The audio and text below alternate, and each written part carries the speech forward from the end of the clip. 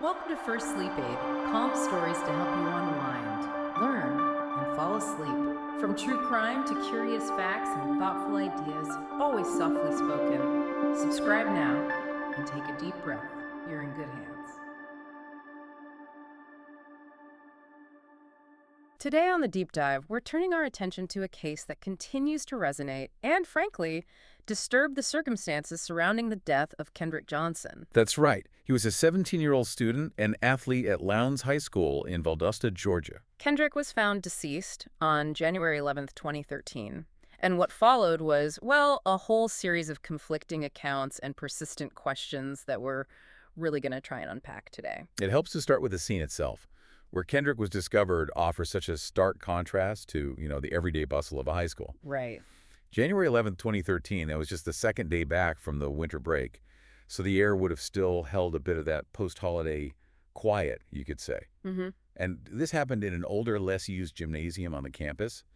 Amongst the athletic equipment, they stored these rolled-up PE mats. And these weren't small mats. No, not at all. Really? Substantial pieces of equipment standing nearly 6 feet tall.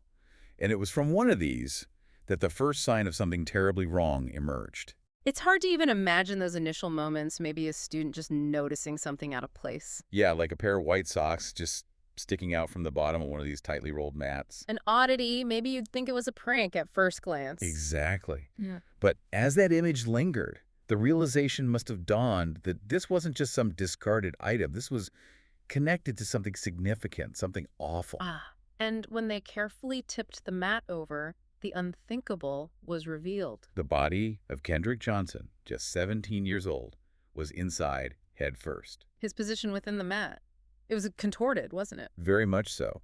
One arm was trapped beneath him, the other extended at a really unnatural angle. And his face was swollen, discolored. The sheer shock of finding a student like that, it would have just instantly transformed an ordinary school day into a scene of tragedy and just complete bewilderment. And the immediate response from the Lowndes County Sheriff's Office offered a swift explanation. One that, for many people, felt, well, wholly inadequate almost immediately. What was their initial take? Their initial assessment concluded that there was no evidence of foul play. None. So, an accident. Yes. They proposed a theory of accidental positional asphyxia.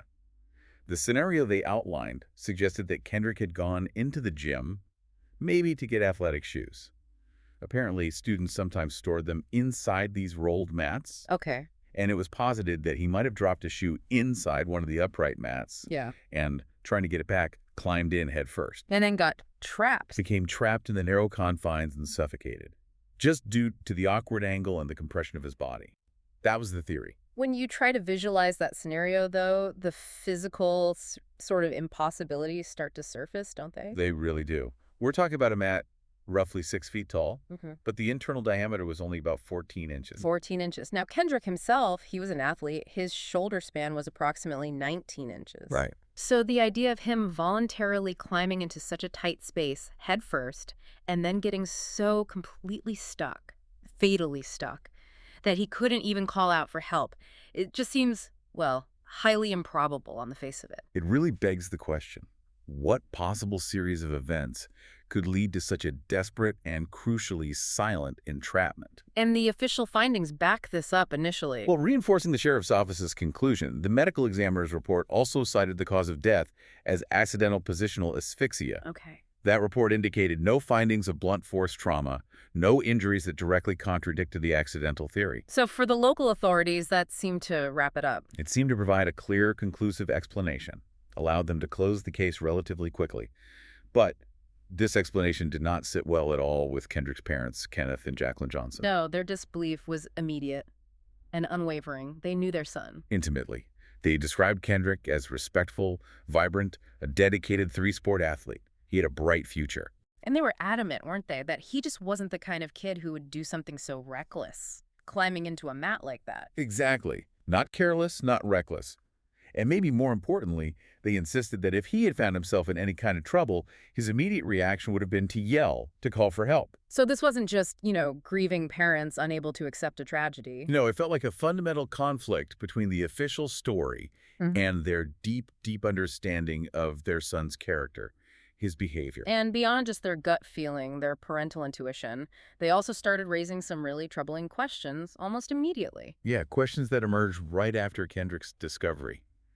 Like, how could a student just vanish inside a high school for over 24 hours? Right, from the afternoon of January 10th until he was found on the 11th, without anyone noticing he was missing, without anyone raising an alarm. It seems incredible. And then there was the unexplained blood found on a wall near where the mats were stored. Blood that wasn't Kendrick's, reportedly? Correct. Reportedly not a match for his DNA. Yeah. So where did that come from? And why was his body found in such an unnatural, contorted position? One arm pinned, the other extended strangely. And the mats themselves, didn't students say something about how they were usually stored? Yes, that's another big one. Yeah. Why were the wrestling mats stored standing upright on that day? Multiple students reported that the standard practice was always to store them lying horizontally. So each of these details just chipped away at the certainty of the official story. Absolutely. They serve to erode that perceived certainty. And this led the Johnsons to look at the school's surveillance footage. Compounding their growing suspicion, they sought access and meticulously reviewed it. And what they saw, or rather didn't see, only intensified their unease. What did the footage show? It clearly showed Kendrick walking towards the gym, entering its doors on the afternoon of January 10th. That much was clear. But crucially, there's absolutely no footage showing him ever leaving the gymnasium. Ever. and no one following him or looking for him later. The footage didn't appear to show anyone following him in, or expressing any concern, or raising any alarm about his absence in the hours that followed. It was as if Kendrick had simply disappeared within those four walls, leaving no trace on the school's security system. Which, given everything else, must have felt deeply wrong to them. Deeply wrong. Yeah. And driven by this unshakable conviction that the official explanation was just insufficient, the crucial details were being overlooked, the Johnsons made an incredibly difficult decision. To seek an independent autopsy. Yes, they had Kendrick's body exhumed. And the findings from Dr. William R. Anderson's examination were, they were nothing short of shocking. In what way? First, his report directly contradicted the initial medical examiner's findings about the cause of death. But even before that, a deeply disturbing discovery was made during the examination itself. What was that? Kendrick's internal organs were missing, Missing. gone, Ah, and they'd been replaced with crumpled newspaper. newspaper. I mean, how is that explained? When questioned, the funeral home stated that this was, and I quote, standard practice when organs were removed during an autopsy and not intended for return to the body. Standard practice. That sounds... I can't imagine how the family felt hearing that. While it might have been offered as routine procedure, it just added another layer of profound unease, a sense of deep disrespect to an already heartbreaking situation for the family. Absolutely. And what about the cause of death in this second autopsy? Equally startling, Dr. Anderson identified clear evidence of blunt force trauma to the right side of Kendrick's neck. Blunt force trauma, so not asphyxiation. He noted a hemorrhage in that area which, in his professional opinion, was indicative of a significant, potentially fatal blow. His conclusion was stark, unequivocal. Kendrick's death was not an accident. He believed it was non-accidental. The injuries he observed were consistent with a physical altercation, strongly suggesting a non-accidental death. This second autopsy, it really acted as a catalyst. It ignited a firestorm of questions. Questions that directly challenged the initial investigation. Completely. Challenged its validity, its thoroughness, and the conclusions reached by the local authorities. The questions arising from that must have been profound. Deeply troubling, striking right at the heart of the investigation. How could the first autopsy have completely missed such significant evidence of trauma? Right. And the missing organs. What was the full explanation? What did that mean for any future forensic analysis? Exactly. And the biggest question of all, if Kendrick's death was a homicide, as this second autopsy strongly suggested, then who was responsible? And was there a cover-up? Was there a deliberate, coordinated effort to conceal the truth of what happened inside Lowndes High School? How did the authorities respond to this second report? They continued to publicly dispute its findings. They often cited the possibility of tissue decomposition as maybe contributing to the later findings. But the contradictions were pretty stark. Extremely stark. The significant inconsistencies between the two reports, coupled with the disturbing details about the missing organs, it really began to shift public opinion. And brought national attention. Yes, it drew national media attention to Valdosta. Kendrick Johnson's tragic death wasn't just a local matter anymore. It was rapidly becoming a symbol of unanswered questions and of a family's relentless pursuit of justice against what seemed like insurmountable odds. So this growing public scrutiny, fueled by the second autopsy, it eventually led to federal involvement, right? It did. In 2014, under really mounting pressure, the Department of Justice announced a formal review into Kendrick Johnson's death. Which meant the FBI got involved. Exactly. This reinvestigation brought the considerable resources and authority of the FBI to bear on the case. Many felt it had been mishandled or closed too soon locally. So they were re-interviewing people, looking at evidence again. Yes. As part of this federal review, witnesses were re-interviewed, existing evidence was re-examined, and for the first time, really, the distinct possibility of Kendrick's death being a homicide. And maybe a cover-up. And the potential for a subsequent cover-up involving local authorities was openly acknowledged and considered by federal investigators. It marked a significant shift. That must have given the family some hope. A renewed sense of hope, certainly, in their long and incredibly arduous search for answers. And during this time, the Johnsons themselves took some very public actions. They did. In their unwavering, very public pursuit of justice, they made an incredibly courageous, though legally quite risky, decision. Which was? To name two of Kendrick's classmates as potential suspects in his death. Wow. Who were they? They were brothers, and notably, they were the sons of an FBI agent. Okay, that adds another layer immediately. Were there rumors about them before? There had been rumors, unconfirmed whispers within the community about possible tensions, maybe even physical altercations involving these individuals and Kendrick before his death. But it's crucial to state, no concrete evidence ever emerged that led to criminal charges against them. And they denied involvement? Vehemently. They denied any involvement whatsoever. But the fact remains, they were classmates, sons of a federal law enforcement officer. It inevitably fueled the family's deep suspicion. Suspicion of a potential conspiracy, or at least a conflict of interest that might have influenced that initial investigation. Precisely. It added another layer of complexity, another layer of controversy to an already deeply divisive case in Valdosta. And the family didn't stop there. They pursued legal action, too. Their determination extended right into the legal arena. They initiated a sweeping civil lawsuit in 2015. Who did they name in that? It alleged a really wide-ranging conspiracy. They believed it implicated not only the two named students, but also numerous school officials, the Lowndes County Sheriff's Office, the medical examiner from the first autopsy, even various federal agencies. That's a huge scope. What was their central claim? Their central claim was that critical evidence related to Kendrick's death had been intentionally manipulated, concealed, or just outright suppressed. Yeah. All in order to protect those responsible. Well, they're incredibly bold accusations. Very hard to prove legally, I imagine. Extremely challenging. But they deeply resonated with a public that was already increasingly skeptical of the official explanations and really invested in seeing justice for Kendrick. That lawsuit became another front in their tireless battle. And the case got a lot of attention online, didn't it? It really did. It experienced a significant resurgence in public awareness through social media. Dedicated hashtags, like #Justice4KJ, aimed at keeping his story alive, demanding truth, they gained considerable traction. Drawing national, even international attention? Yes. And furthermore, several prominent artists, athletes, activists, they lent their voices to the cause, used their platforms to amplify the Johnson family's calls for a thorough, transparent investigation. That public support must have mattered. It underscored the widespread unease, the skepticism about the official narrative, and that growing demand for accountability. The case really became a rallying point for many who felt justice just hadn't been served. Going back to the second autopsy for a moment, the missing organs replaced with newspaper. That became a really potent symbol, didn't it? Incredibly potent and deeply unsettling. Well, the funeral home offered that explanation, standard practice. For the family and for much of the public, it represented far more. What did it represent to them? It became a stark symbol of the perceived absence of truth, of transparency in the official explanations. It fueled that feeling that crucial evidence, crucial information, was being deliberately hidden or obscured. And just a profound act of disrespect. A profound act of disrespect towards Kendrick's body, towards the family's grief.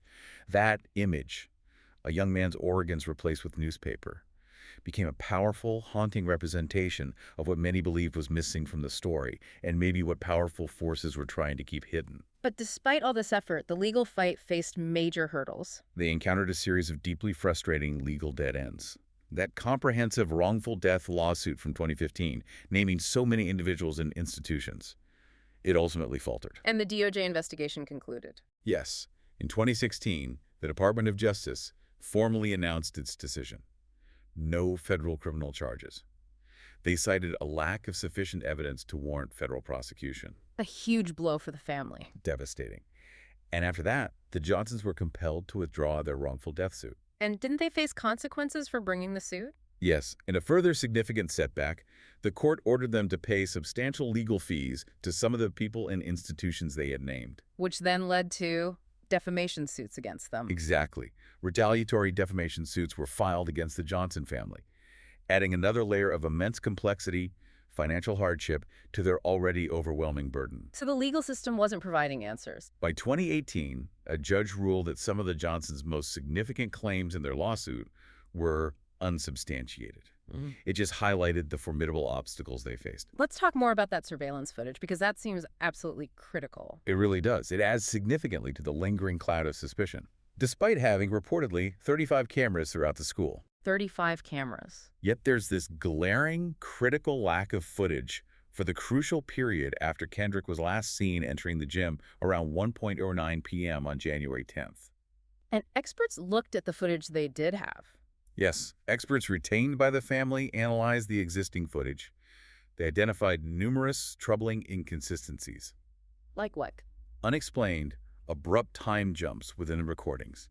Inexplicable blank spaces where you'd expect continuous footage, missing seconds, even minutes, of recording time from various camera angles. And evidence of overwriting. Evidence that strongly suggested potential overwriting of crucial footage across multiple camera perspectives.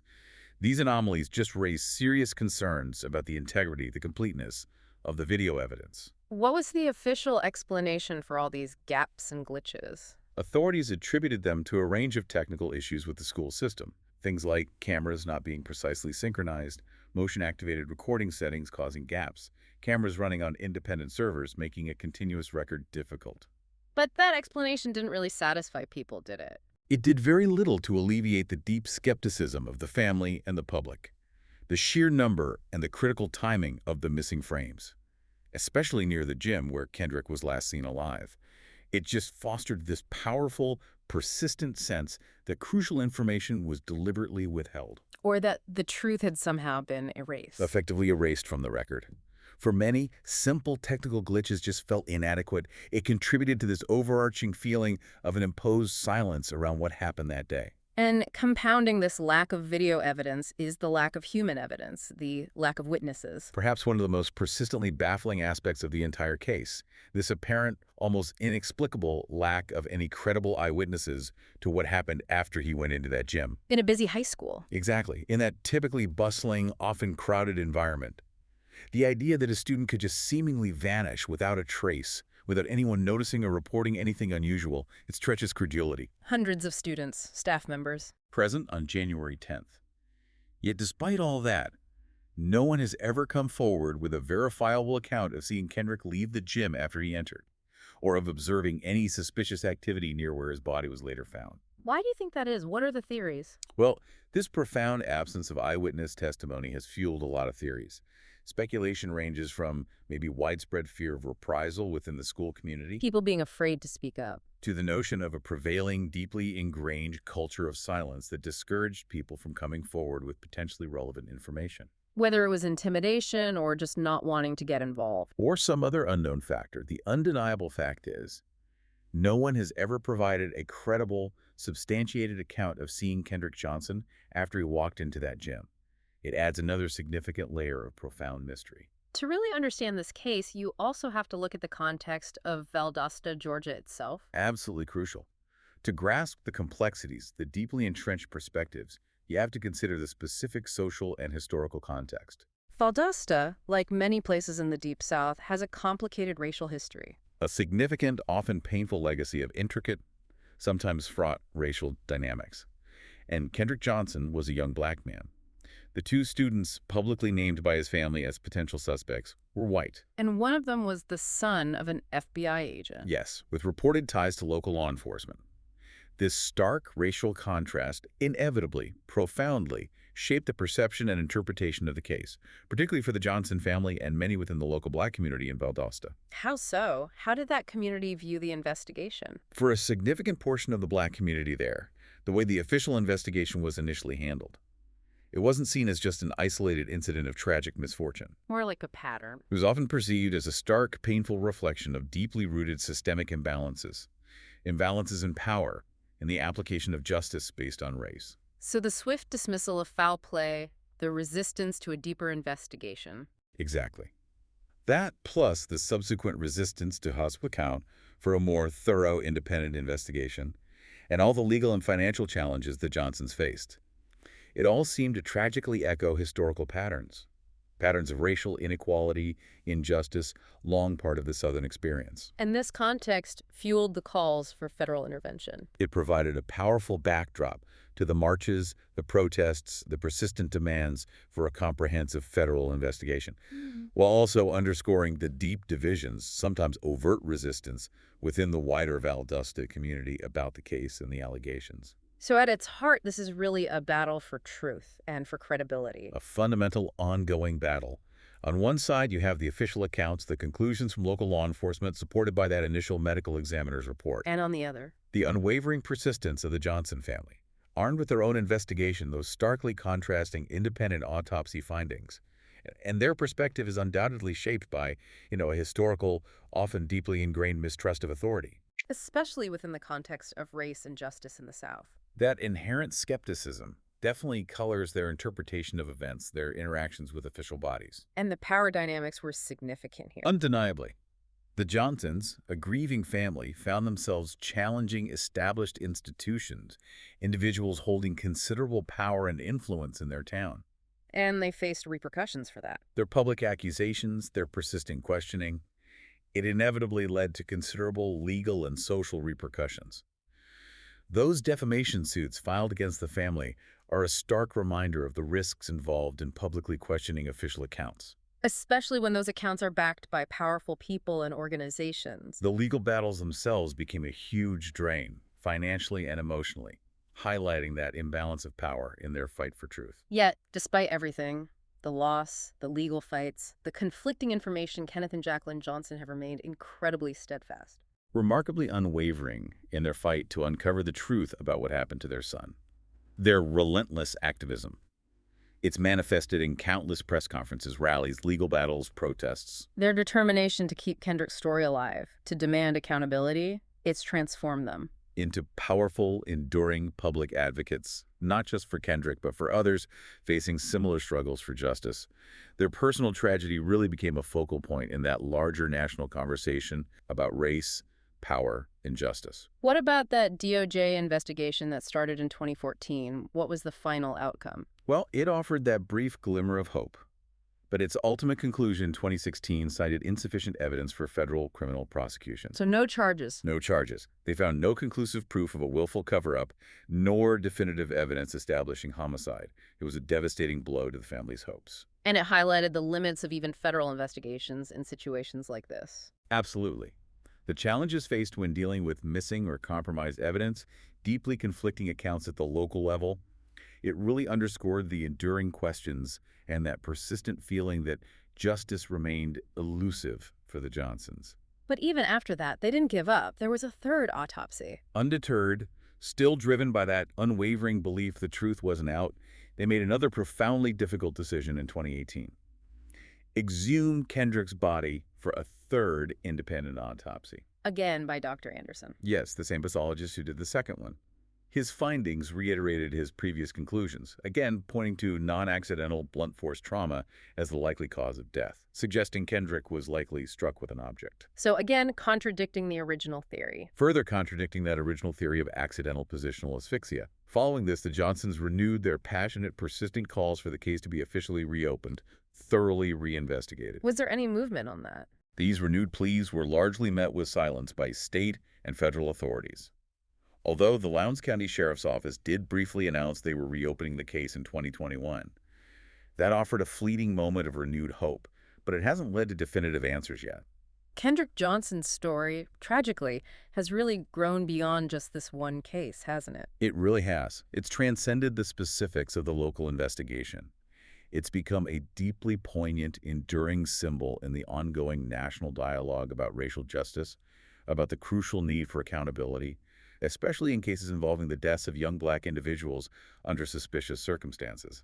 His name comes up alongside others. Frequently mentioned alongside other prominent cases that raised similar questions, sparked widespread public concern.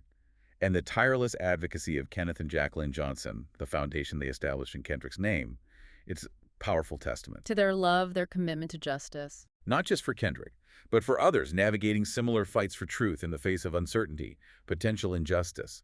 His legacy continues to inspire calls for transparency, for equity within the justice system. So as we conclude this deep dive into Kendrick Johnson's case, we're really left with this profound weight of its unresolved nature. Absolutely. The fundamental questions surrounding his tragic death back in January 2013, they just continue to linger, casting this long, somber shadow. Denying his family the closure, the justice they so desperately deserve. Kendrick's death has become, a painful, enduring wound in the timeline of our communities, Yeah. a stark reminder of what can happen when official explanations just prove insufficient. And when true accountability remains absent. The tireless search for truth and justice for Kendrick Johnson continues. It stands as a somber, powerful testament to the enduring power of unanswered questions and the unyielding spirit of a family's love.